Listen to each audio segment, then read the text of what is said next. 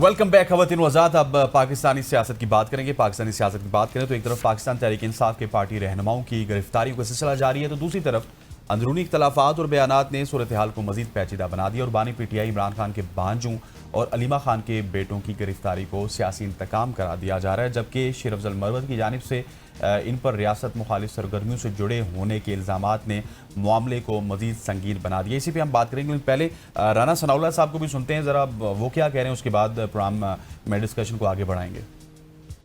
या PMLN ना किसी को बाईपास करेगी और ना ही किसी को बाईपास करने की इजाज़त देगी, और उन्हें अपील करने का हक है। अगर वो किसी जगह से अपील में बरी होते हैं, किसी जगह से बेल होती है, उस वक्त वो अदालत की तारीफ करते हैं, उस वक्त वो अदालत पे एतमाद का इजहार करते हैं। घरों को आग लगी है, हमले हुए हैं, एयर बेस पे हमला हुआ है, शोहदा की यादगारों के ऊपर डंडे और जूते जो है वो बरसाए गए हैं। PTI को चाहिए था ऊन करने के बाद जो है वो इसके ऊपर नदामत का या माजरत का जो है वो इजहार कर। जी हाँ, इसी पर बात करने के लिए हमें ज्वाइन कर चुके हैं अली बुखारी साहब, रहनुमा PTI हैं। Thank you so much for your time sir. सबसे पहले तो मुझे यही बताएं, जो राना साहब भी बात कर रहे हैं कि अपील का हक तो आप लोगों के पास है, तो अब क्या जो इमरान खान साहब के भांजे हैं और अलीमा खान के बेटे हैं, मैं बात कर रही हूँ शेर शाह की और शाहरेज खान की, उनको गिरफ्तार किया गया, आपको क्या लगता है कि कोई सियासी इंतकाम है? जी बिस्मिल्लाहिर्रहमानिर्रहीम। यार देखें, इसमें तो कोई दूसरी राय नहीं है कि ये एक सियासी इंतकाम से भी कुछ चीज़ें आगे बढ़ती जा गई हैं। ये ज़ाती इंतकाम तक चीज़ें पहुंच गई हैं कि इमरान खान साहब खुद जेल में, उनकी जोजा मोहतरमा जेल में, उनका भांजा एक जेल में, भांजा दूसरा जेल में, भांजा तीसरा जेल में, उनकी बहनों के ऊपर मुकदमात की भरमार। तो यार ये तो मतलब एक, मैं कहता हूँ ऐसा अमल चल रहा है जिसको जितना भी कंडेम किया जाए उतना कम है। जितना भी इसको मैं कहता हूँ कि कहा जाए कि यार इसकी ऐसा एक अमल है जिसको ऐसी एक बुनियाद रख दी गई है कि अगर ये दरख्त इसी तरह पनपता रहा, फलता फूलता रहा, तो अल्टीमेटली ये एक अजीब व गरीब किस्म का निज़ाम और एक आम और एक अजीब व गरीब किस्म का एक जो है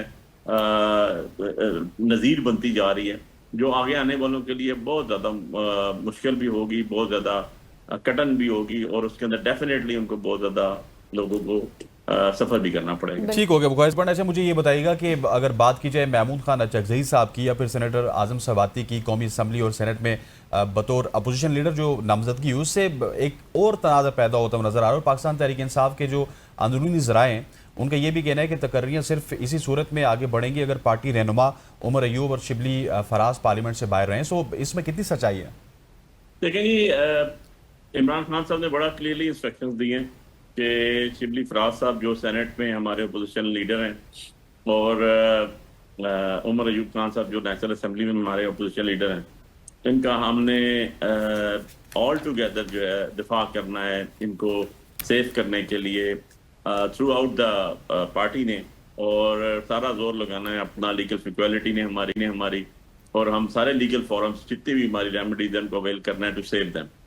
अगर खुदा न खास्ता वो सेफ नहीं होते और हमारे पास कोई दरवाज़ा नहीं रहता, तो फिर डेफिनेटली खान साहब ने ये मैसेज दिया है कि महमूद खान साहब को नेशनल असम्बली के लिए और आदम खान स्वाति साहब को सेनेट के लिए जो है वो अपोजिशन ऑफ द लीडर्स के नाम तैनात हो गए, बशर्ते कि उमर अयूब खान साहब और शिबली फराज साहब जब उनका ऊपर किसी किस्म के भी सारी रेमेडीज अडॉप्ट करने के बाद अगर वो नहीं सर्वाइव कर सकेंगे, जो कि इंशाल्लाह ऐसा नहीं होगा और वो सर्वाइव करेंगे, और हम उनके साथ सारी पार्टी सारी कौम खड़ी हुई है, तो होपफुली इंशाल्लाह। अच्छा सर, ये भी मुझे एक और पॉइंट भी ये है कि अगर मैं बात करूं बैरिस्टर गौर साहब की, जो कि चेयरमैन PTI हैं, उनके हवाले से उनकी जानिब से 9 मई को गलत करार देने के बयान से सियासी हलकों में ये भी तासुर पैदा हो रहा है कि शायद PTI ने माजरत कर ली है या फिर वो माजरत ख्वाह है।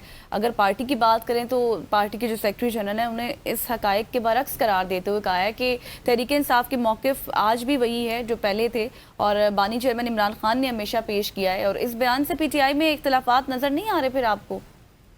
देखें, बात यह है कि पहली बात तो यह है कि इमरान खान साहब ने और हमने डे फर्स्ट से एक ही स्टांस दिया था, जिसपे सेक्रेटरी जनरल साहब भी खड़े हैं, इसमें सारी पार्टी खड़ी हुई है। हाँ। हम तो ये खान साहब के बड़े पहले दिन से ही कह दिया था कि ये फॉल्स फ्लैग ऑपरेशन है, और हमने हर जगह पे हर फोरम में कहा कि आप सीसीटीवी फुटेज ले आए, जो लोग कर रहे हैं उनको पता लग जाएगा, दूध का दूध और पानी का पानी हो जाएगा। लेकिन अनफॉर्चुनेटली एक केस में भी सारे आपके रावलपिंडी, फैसलाबाद, लाहौर, सरगोदा, मियांवाली, किसी भी केस के अंदर भी कोई सीसीटीवी फुटेज रिकॉर्ड का हिस्सा नहीं है, जो कि एक अलार्मिंग कंडीशन है और हमारी आर्गूमेंट को स्ट्रेंथन भी करती है कि किसी किस्म का कोई सीसीटीवी फुटेज नहीं है तो आप किस बेसिस पे क्या कर रहे हैं, किस तरह आगे लेके चल रहे हैं, नंबर 1। नंबर 2 चीज़ ये है कि जो भी आपने माजरत की है, ये बात की, वो इल्ज़ाम बलिया जो सुहेल बड़ाइच साहब के जरिए आया और सुहेल बड़ाइच साहब को खुद ही उन्होंने डिनाई कर दिया कि जी ISP आ रहे, क्योंकि तो मैं बात करना मुनासिब नहीं समझता हूँ कि जो चीज़ एक कह रहा है दूसरा कह रहे हैं नहीं है।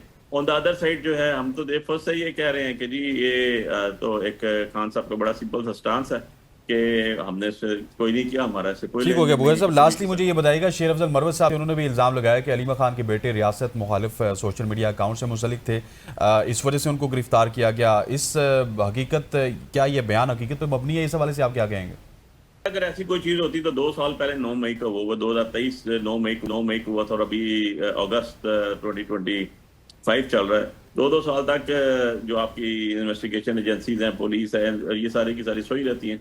ये रिलेटेड स्टेट में सारी चीज़ें की जाती हैं और प्रेशराइज करने के लिए किया गया है। पॉलिटिकली मोटिवेटेड केसेस हैं, ये FIRs हैं और सप्लीमेंट्री स्टेटमेंट ततीमा बयानों में इनको रखा गया है।